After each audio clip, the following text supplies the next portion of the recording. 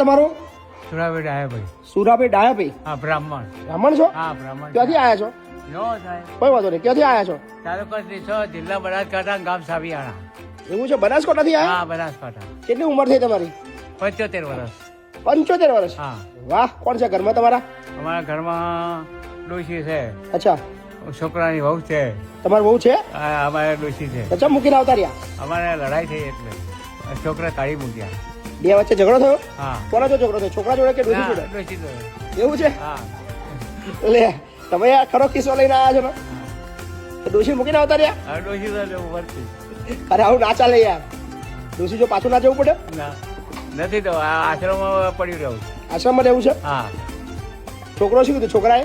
છોકરો મેડિકલમાં જ આજે 9 વાગે રાતે 9 વાગે આવે. છોકરાને ખબર છે તમે આવતા રહ્યા છો એવું? ના, એને ખબર નથી. ના ચાલે ને આવું યાર. છોકરો તમારી ચિંતા ના કરે યાર. હવે ચિંતા કરે કે આ એવું ના ચાલે. આ ખોટું કરે.